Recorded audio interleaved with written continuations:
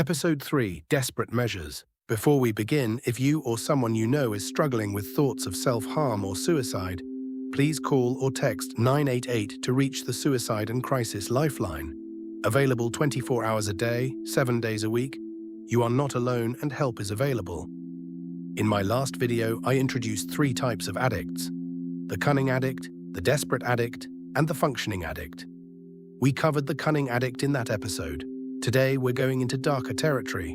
Today, we talk about the desperate addict. Before we go there, let me put some numbers on the table. In 2024, an estimated 48.4 million Americans, that's 1 in 6, had a substance use disorder. 28 million with drug problems. Nearly 28 million struggling with alcoholism. And those numbers start counting at age 12. Let that sink in for a moment. 1 in 6. Statistically, everyone listening to this knows at least one person living inside these numbers. No 2 addicts are alike.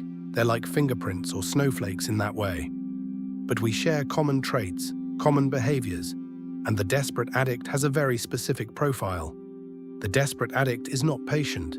They are not sophisticated or strategic like the cunning addict. They are driven by one thing: stopping the craving, right now. By any means necessary. For narcotic addicts and alcoholics, this isn't just a mental craving, it's physical. Go without your drug long enough and your body turns on you. Withdrawal is brutal and can be life-threatening. The desperation isn't just psychological, it's survival. So how does a desperate addict get what they need? It usually starts the same way. They borrow money from family. Then when that well runs dry, they start taking things.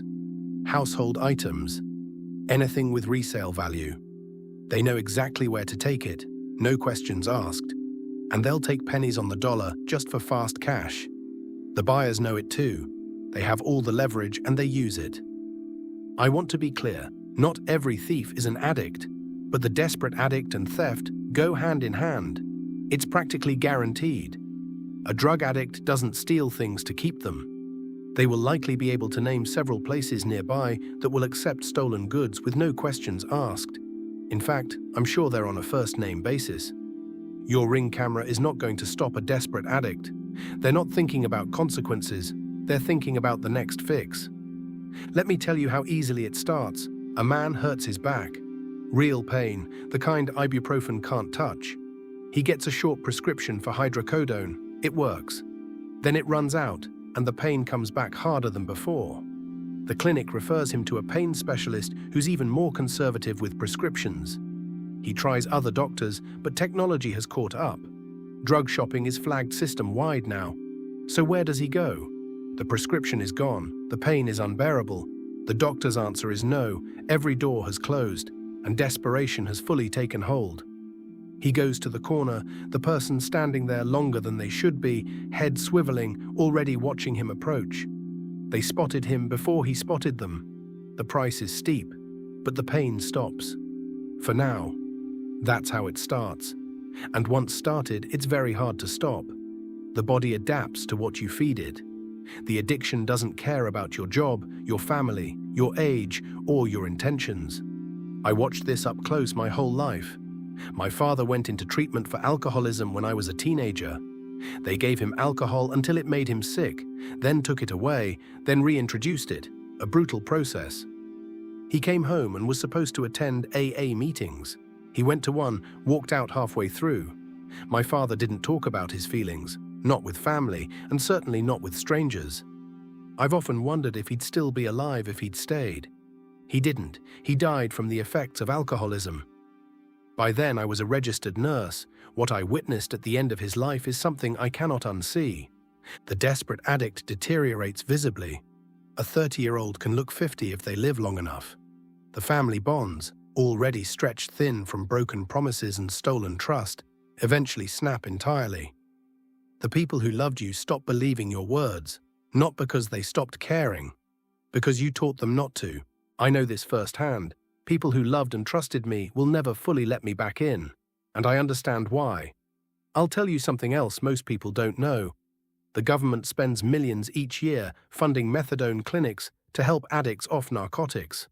When I was driving for Lyft, because compulsive gambling had left me broke, I drove people to these clinics every morning, paid for by the government. The clinics have real value, but attendance at Narcotics Anonymous is a cornerstone of the program because the clinical piece alone isn't enough. I've said it before, you cannot save an addict. The addict has to save themselves. They have to hit the wall hard enough to finally see it clearly. I hit that wall. I was broke. I was homeless. I wanted to die. I had run through suicidal plans in my head more times than I can count. I had burned every bridge, family, co-workers, friends. And I had stopped going to my AA and GA meetings because more than once I had convinced myself I was cured. That feeling, early recovery when everything starts working again, is dangerously pleasant. You keep your job, you pay your bills, you sleep in a bed. You start to think you don't need those folding chairs and those circles anymore.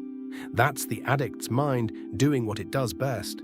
Before long, the same disasters rose again, hotter and more unforgiving than before.